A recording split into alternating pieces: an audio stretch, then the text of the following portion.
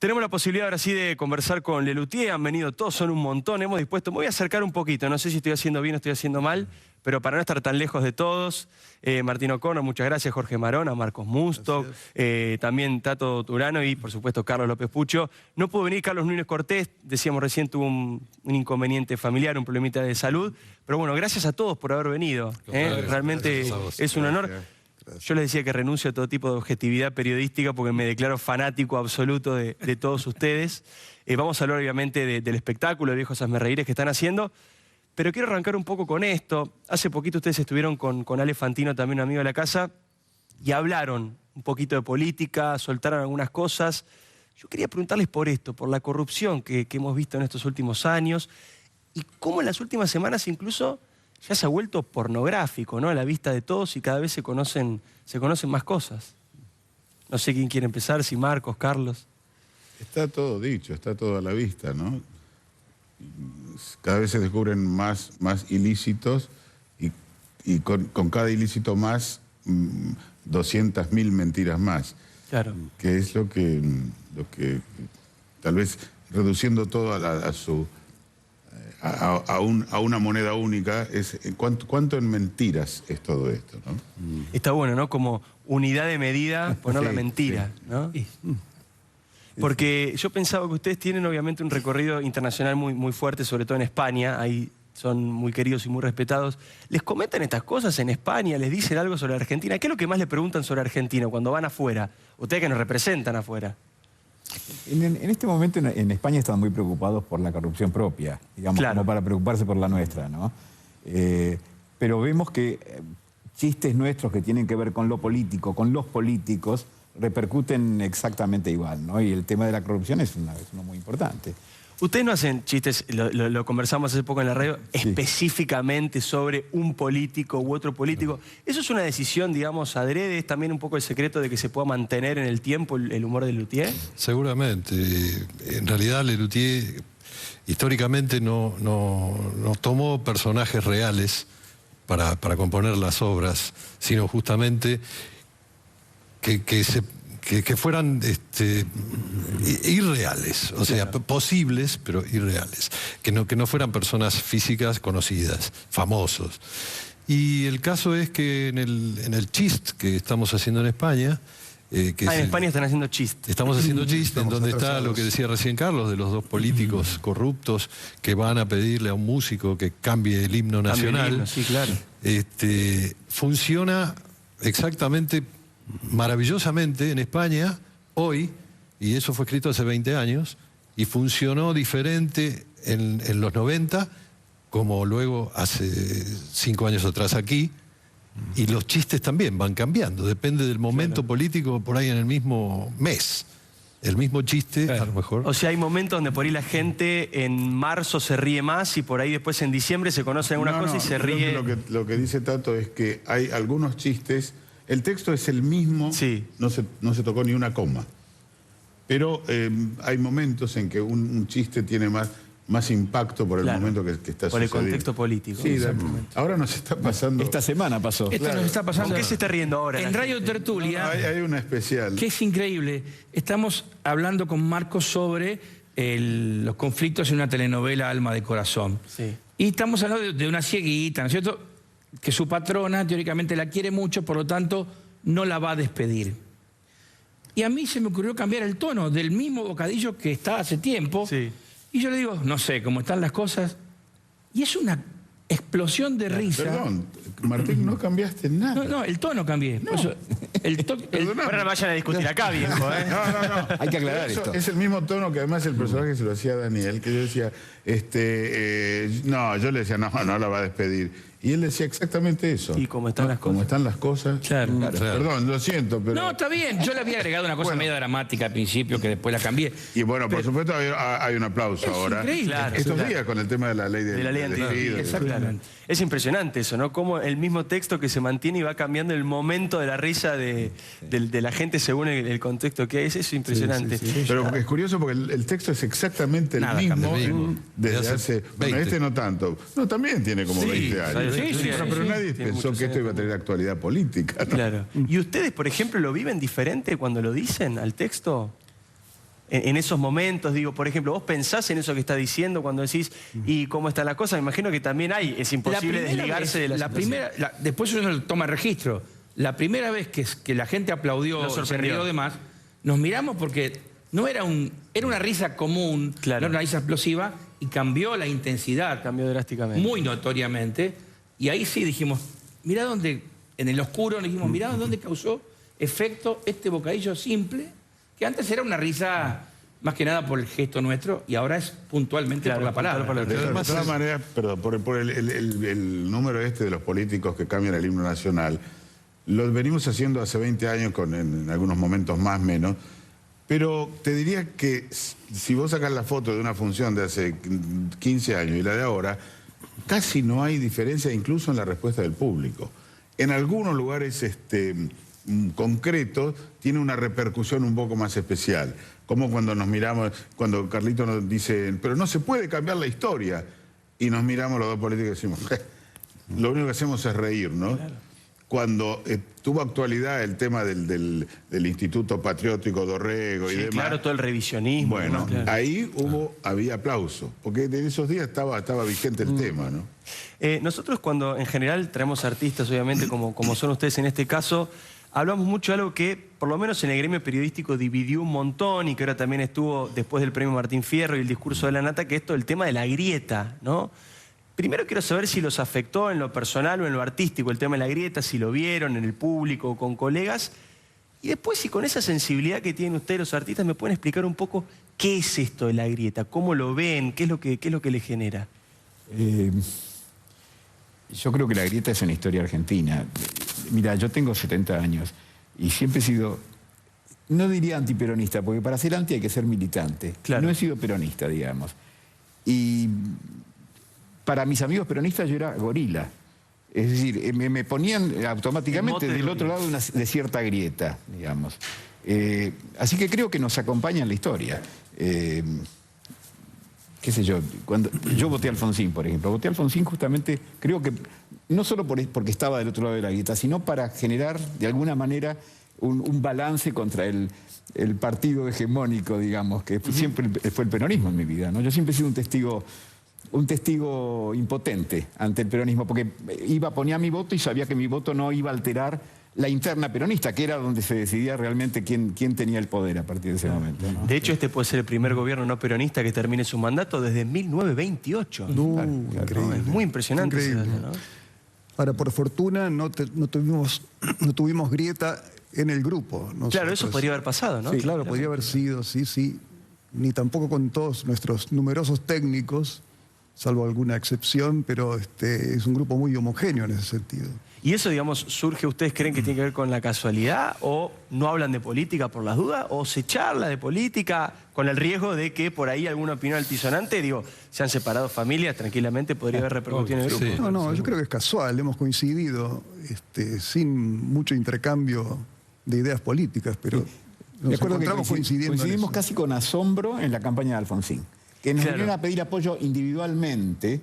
Esa fue la única vez que ustedes emitieron, ¿no? Un apoyo público. Sí, y con sorpresa, creo, porque realmente no hablábamos tanto como eso, además porque era un momento de transición muy fuerte. No, claro, obviamente. Con sorpresa nos dimos cuenta que todos queríamos apoyar esa campaña, ¿no? Y por única vez apoyamos políticamente como grupo, como Lelutier, no como individuo, ¿no? Esa fue la única vez que apoyaron como grupo. Sí. Alfonsín, mirá. ¿Y sienten que cambió algo en la Argentina después del 10 de diciembre? Digamos, ¿ven que hay algunas cosas que fueron cambiando? ¿Lo ven un poco mejor, un poco peor? Más allá de la noticia del día y de todo eso. Sí, claro, más allá de la noticia del día a día. Digo, en general, ¿cómo han vivido esta transición? Que era una transición también importante. Digo, yo lo cuento siempre a nivel personal como periodista.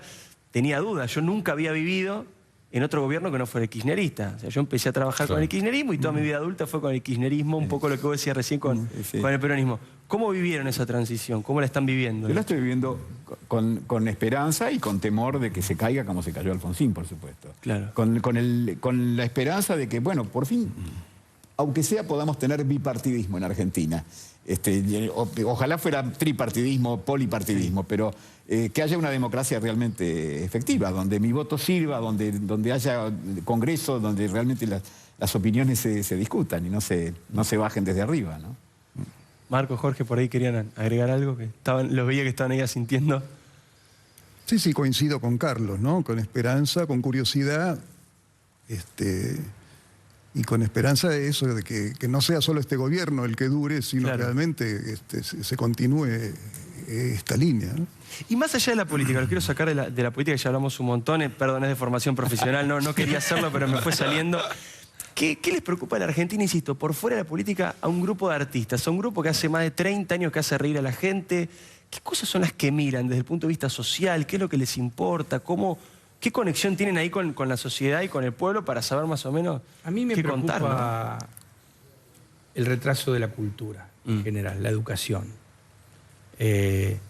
Nosotros hacemos un humor ingenioso, se puede decir inteligente, y me dolería mucho que se perdiera el entendimiento de nuestro espectáculo, porque la cultura está en un periodo difícil, ¿no es cierto? Más que la cultura en general, me parece la educación, que es lo que va a ser el futuro público, el Lelutier, ¿no es cierto? Que va creciendo, y sin embargo nosotros tenemos la suerte de que los seguidores del Lelutier, como tu padre, por ejemplo, te lo ha transmitido a vos. Así es. Y a los más chiquitos también, y vienen 3 generaciones a vernos.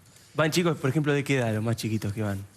De todas las edades. De 8 para arriba seguro. Sí, sí, hasta Menos más también, chiquitos. Menos también. 6 años, 6 7, años, sí. Ahora, eso es muy interesante y muy curioso también, ¿no? Porque hay como un cierto prejuicio de que el Lelutier es humor para intelectuales. Y si van chicos de 8 o 10 años, pueden ser brillantes, no lo niego, pero digo, evidentemente también es un humor accesible, ¿no? Sí, seguro. Y tiene todos los niveles, ¿no? Tiene esa cosa más elaborada, cultural, y hacia abajo más payasesco también, claro. ¿Y cómo es estos? Lo he hablado varias veces con Marcos en la radio y demás. Tenemos después para el final de la entrevista, vamos de humilde homenaje, un fragmento de lo que hacía Daniel, ¿no? En el día a día, ¿se lo recuerda? ¿Cómo se labura? Porque un grupo, imagino que también estas cosas han ido cambiando, hay dinámicas que se modifican también. ¿Cómo laburan con eso? Daniel era un amigo y un hermano. En el día a día, te diría, en el escenario, yo lo extraño menos que en la vida. En la vida. En el escenario, Martín y Tato lo reemplazan excelentemente bien. Hacen un trabajo fenomenal. Y hacen además, un personaje propio, qué sé yo, que realmente cubre, en alguna medida cubre el vacío. Pero a un hermano se lo extraña en muchas otras circunstancias, ¿no? Lo que ocurre es que Daniel nos fue avisando con su enfermedad y un poco nos fuimos acostumbrando todos a la idea, tanto Martín y yo, que sabíamos que teníamos que hacerlo tal vez constantemente como lo estamos haciendo ahora, como ellos, que tenían que ver cómo seguía la cosa sin Daniel, aunque nos conocíamos desde hace muchos años, Martín también, pero Daniel nos fue avisando y prácticamente desde principios de 2015 empezamos a trabajar sin él, hasta agosto que falleció y bueno, ya estábamos medio acostumbrados a eso, tanto en el viejo Hazme Reíres como en el Chist, que lo estrenamos en España sin Daniel. Y usted, ahora quiero escuchar también la opinión de usted, ¿no? Pero justo Horacio Turano y Martín O'Connor, bueno, que tienen este papel, es difícil lo que les toca, ¿eh? Digamos, reemplazar a Daniel. Digo, recién hablaba de Radio Tertulia y yo naturalmente lo asocio a haberlo memorizado, verlo visto muchas veces con Daniel. ¿Cómo fue ese laburo para poder estar y para poder hacerlo? Yo creo que el trabajo fundamental y más importante es no tratar de parecerse a él. Claro. Que, por un lado, es difícil, porque siempre Marcos hace una aclaración importante, que hay chistes que están puestos como si fuera una partitura y que no se pueden quitar. Y que por ahí eran acotaciones de Daniel, inventos de Daniel que quedaron como un puntillo en una partitura. Y la gente que por ahí cree que uno quiere imitarlo, no, eso está puesto ahí. El tema es cómo uno impronta y afronta con su personalidad ese personaje, que es Ramírez en este caso, en Radio Tertulia, o los políticos en Chist. Y creo yo que es una tarea difícil, pero placentera, porque gracias a Dios la respuesta del público hasta ahora ha sido muy buena. la medida que tenemos nosotros es la risa, y gracias a Dios la gente se ríe muchísimo. Y Laura de él está revoloteando siempre por ahí, porque se siente la presencia de Daniel todo el tiempo. Tato, ¿cómo fue tu experiencia? Mira, la cosa es diferente a cualquier otra presentación o representación teatral. De pronto una primera actriz o un primer actor pueden faltar porque se enfermaron y qué sé yo, y sale el otro actor y hace el personaje. Esto es diferente porque además Daniel dentro de Lelutier era una cara muy, muy visible, ¿no? Claro, muy reconocible. Pero yo agregaría que estar haciendo cualquier reemplazo de Lelutier, que no es el caso nuestro ahora, que estamos constantemente, claro, es muy difícil. Porque a mí me ha tocado reemplazar a todos durante muchos años. Y cuando tuve que hacer a López Pucho, tenía que ponerme en un personaje que él hace de tal manera y que yo tengo visto de esa forma. Y si no lo quiero copiar, de alguna manera algo pesco. Claro, es muy difícil. ¿no? Claro, es muy difícil. Y la peluca blanca no te quedaba. Y no me quedaba bien. No me quedaba la peluca. Bueno, pero Lelutier es diferente. Es un grupo de música, pero es además una compañía teatral y fusiona las dos cosas, que es única y que creo que Martín y yo estamos muy satisfechos y agradecidos de que nos hayan recibido y que nos hagan pertenecer. Porque hay un detalle, creo yo, que es que en el caso de reemplazar a Lelutier, no es, como dijo Tato, no es reemplazar un personaje, es reemplazar una persona, lo cual es más difícil. Porque un personaje está escrito de una manera y un actor lo puede interpretar de una u otra forma. La persona, en el caso de ellos, es mucho más complejo. Seguro. Pero estaba pensando, porque vos recién decías que reemplazaste a todo. Roberto Antía, ¿no? También es suplente de Lelutier. Y él sabe los textos de todos ustedes. Bueno, él tiene que saberlo. Se supone que los tiene que saber. Se supone, ¿no? Creemos parte. O se puede reemplazar a cualquiera. No, Roberto tiene que aprender los reemplazos de Marcos y de Martín. Ah, correcto. Y tenemos otro reemplazante también, que es Tomás Mayer-Wolf, que es más instrumentista y cantante y reemplaza a los demás. ¿Y ustedes de qué se ríen? ¿Qué es lo que yo no me estaba riendo. ¿Qué es lo que les causa gracia? Ustedes, como decía recién Carlos, no en el escenario, en la vida real. ¿Qué es lo que les gusta? ¿El humor absurdo? ¿Les gusta el humor de acción? ¿Qué es lo que les genera risa a ustedes? Que nos han generado risa a nosotros durante décadas y décadas. Y cada uno te va a contestar otra cosa. Quiero conocer de cada uno. Bueno, a todos Monty Python, el grupo Python, inglés, claro, que ya no existe más, nos gusta muchísimo. Kino, Fontana Rosa. ¿Qué otros en común? Las películas de Woody Allen. Woody Allen, lógicamente, ¿no? Otro nacional que idolatramos y que casualmente ayer se cayó sorpresivamente en el ensayo es Luis Landricina. Luis Landricina, claro. Que admiramos y amamos. Ayer se nos apareció en el ensayo. A saludarnos. En el ensayo, claro. Sí, divino. No tuvieron función. Vive cerca de donde ensayamos, sí. Muy linda visita. Para invitarnos a un guiso carrero, como suele hacer. ¿En serio? Sí. ¿Y cumple Hace después? mucho que no vamos. Sí. Hace años ya que no, pero alguna vez... pero vino a hacer la invitación formal ayer, sí. Y siempre el humor que les divierte es este humor así vinculado a las palabras, a las historias, digo, Fontana Rosa, Monty Python. ¿Tiene algún humor más, no sé, de acción, más de comedia, más de ese estilo? Un clásico es Chaplin. Claro, un clásico en varios sentidos. No puede omitírselo si hablas de humor. Claro. Y de humor mímico, ¿no? Eso es maravilloso. Humor de acción, claramente. El caso de Tricicle o Mr. Bean. Mr. Bean. También, claro. Sí. Y es verdad que... Perdón, no, pero es verdad que es más difícil hacer reír que hacer llorar. Esa es una frase que corre mucho en... Nosotros no hacemos llorar, así que no sé. Pero, hacer reír es muy difícil. Debe ser muy... Es difícil hacer reír. Es un trabajo terrible. ¿Cómo saben que un gag o que un chiste va a funcionar? ¿En qué momento se dan cuenta? Prueba y error. Cuando se ríen.